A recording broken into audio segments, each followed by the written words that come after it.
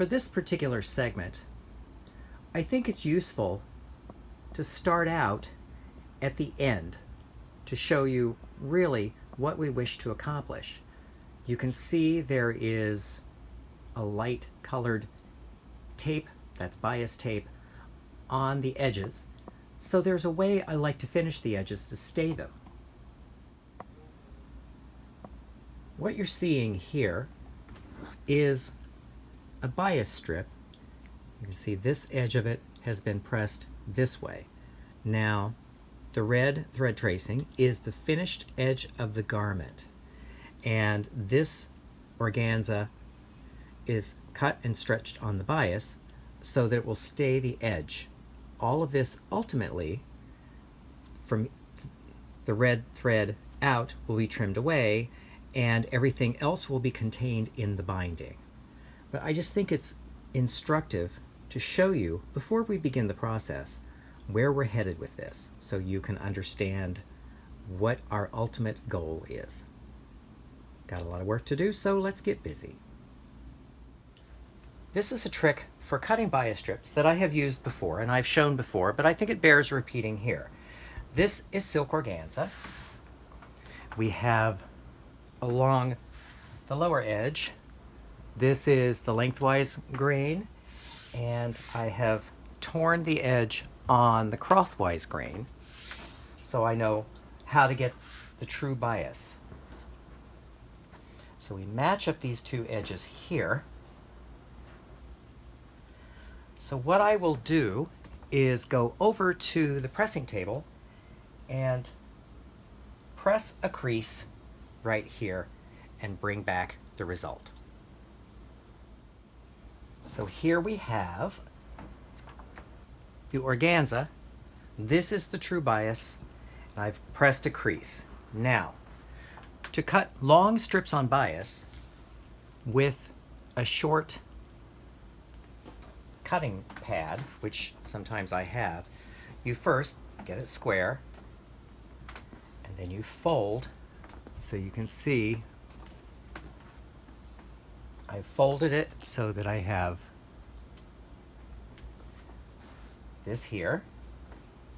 So this is the folded edge on the bias, this is 90 degrees, and then I will fold again and line up all of the cut edges like so.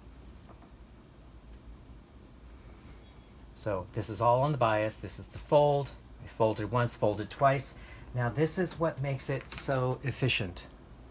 The first strip you cut, I'm going to be cutting 1.5" wide strips. So the first strip will be 3/4 of an inch wide, because that's half of what the finished width.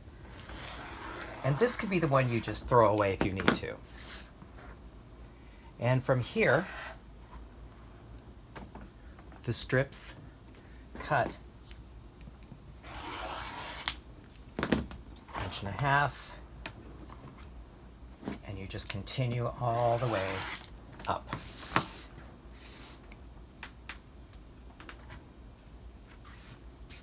This is fast, it's accurate, and it's space friendly. So I will just continue cutting the rest of these like so. Oops. So here we have the bias strips we need for the next step. In the next step, we're going to be using the pattern. We're going to be shaping the bias strips to that shape, and since they are on the bias, we'll stretch them to remove most of the stretch, but it's much easier to use the patterns rather than the lace. We begin by dampening the bias strip, and I'm going to start at the bottom and work my way up. So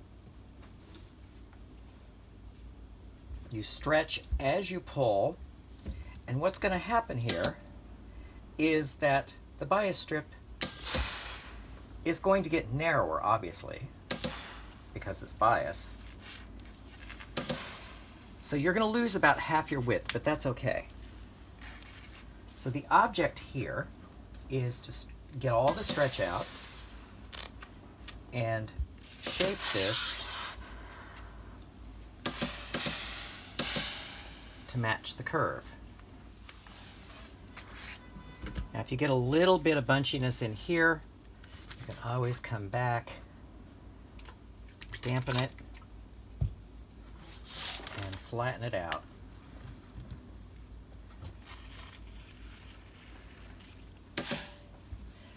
So you're going to be ironing this dry.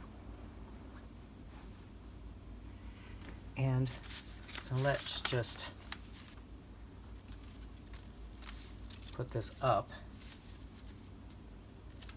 onto the paper because you're going to be stitching it on the edge.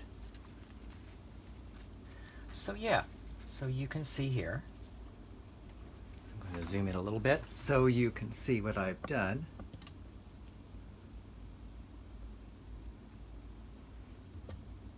The object is you want that shaped, and by shaping it you're going to be removing the stretch, and removing the stretch is what's going to give you the stay. So I will go off camera and shape the other pieces, and I'll meet you back at the work table. So here you can get a sense of what we're doing. So you can see over on the right there is a shaped piece of bias, and you can see on the left I have applied the bias to the front edge. Now I'm going to zoom in so you can see the object here is we want the thread tracing line, which is going to be the finished edge, centered roughly on the bias.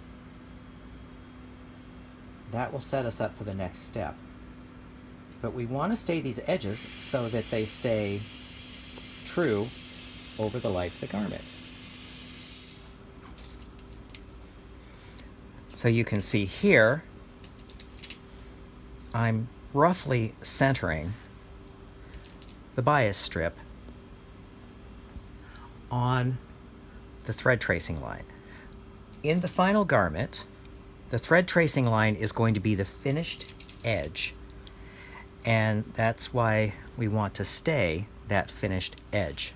There will be a binding later, but we're setting it up to accept that binding now.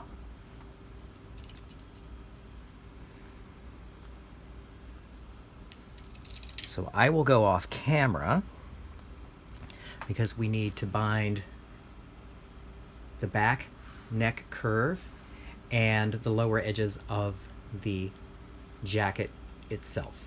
I will bring back all of the pieces prepared for stitching.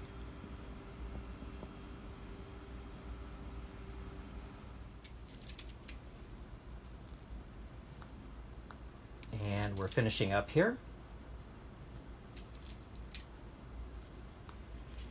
So these are all of the pieces on the body. I will be staying the cuffs on the sleeves later after I construct them.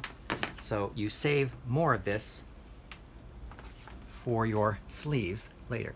So now, just show you. I have all of the fronts and backs. So you can see here are the fronts here. That is the back. Those are the side back panels and the side fronts. Next, we go to the sewing machine.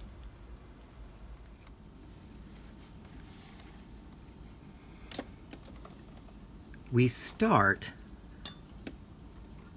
right on the stitching line. We're a little bit behind with a standard 2.5 stitch. And what you will do is you will sew following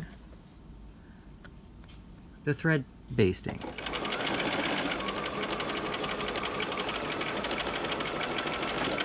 Now, a couple of things to know.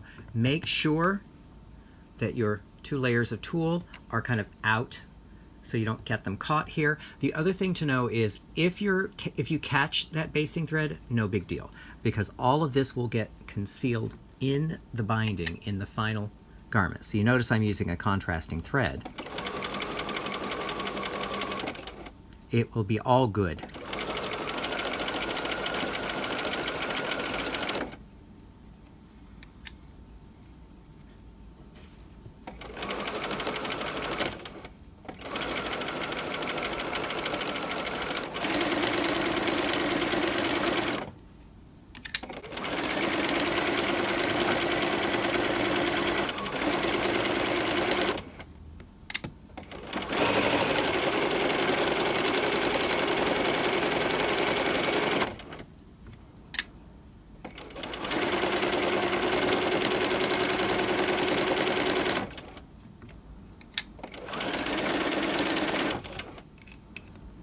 Okay, you can see here, I've broken my rule. I wasn't paying attention. So what you can do is you can go back in and trim that out later if you need to. But yes, I've lost track of the nylon. And sometimes you get it pinned. You catch it when it's pinned. So again, so you're seeing my... Ah, there we are. I was able to save it, yay. So yes, always make sure that the 2 layers, are flat.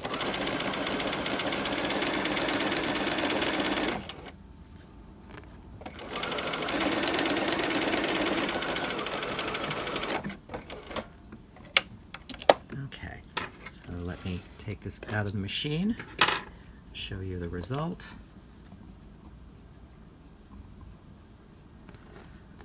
So yeah, here we are.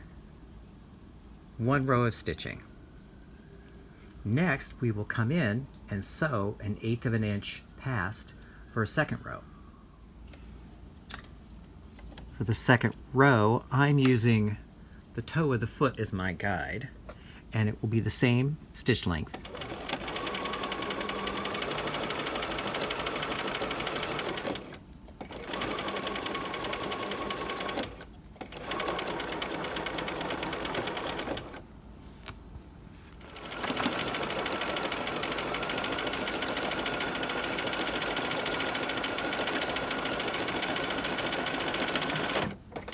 Okay. So again, let's have a look.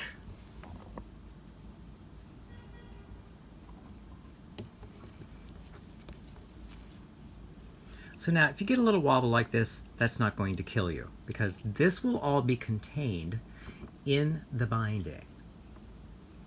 Next, pressing. I will meet you at the pressing table. Next, we want to press that back. Actually, I'm going to start on this side. We're pressing the silk organza towards the edge.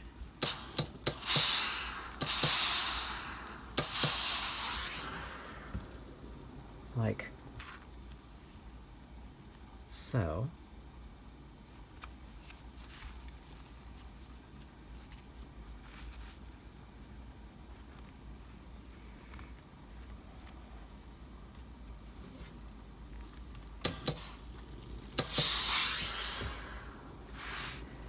The thing to know here is that this all will be contained in the binding, so you won't see this in the final product.